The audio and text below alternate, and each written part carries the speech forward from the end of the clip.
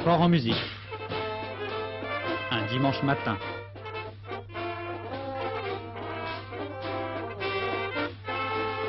Sur l'ancienne place d'armes de Berlin, où s'exerçait jadis l'armée prussienne, le personnel d'une usine, une parmi tant d'autres, organise ses propres Olympiades. Et comme à l'usine, jeunes, moins jeunes, cultivent cette vertu dont la RDA a le secret, performance. Le sport est non seulement le loisir numéro 1, il est ici une seconde nature. Au fond, ce n'est peut-être que cela, la clé de la réussite de cette République démocratique allemande, troisième puissance mondiale du sport après les États-Unis et l'Union soviétique. Nous arrivons au siège de l'Office du sport en RDA, un véritable ministère. Le sport en RDA est-il une véritable organisation de masse ou bien, comme certains le disent, le prétendent, une industrie des médailles? Bon, je voudrais dire tout d'abord qu'il n'y a pas chez nous d'industrie des médailles. En cette matière, le sport a chez nous une très large base populaire. 2 400 000 personnes sont membres des associations sportives de RDA, prises dans leur ensemble. Cela signifie que 14,2% de la population s'adonne activement au sport, soit un citoyen de notre État sur 7.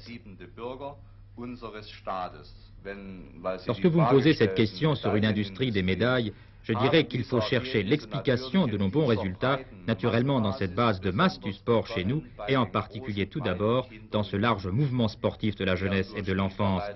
Grâce au parti de la classe ouvrière, grâce au parti socialiste unifié d'Allemagne, grâce au gouvernement de la RDA, ce mouvement reçoit tout le soutien voulu. Et tous les jeunes talents en matière de sport seront systématiquement découverts et développés. Ces jeunes talents, comment les découvre-t-on? Très simple. C'est le système du tamis. Les meilleurs, nécessairement, resteront à la surface. Ils n'ont aucune chance de passer à travers les mailles de cet immense filet que constituent les Spartakiades, ces fêtes de la jeunesse et du sport.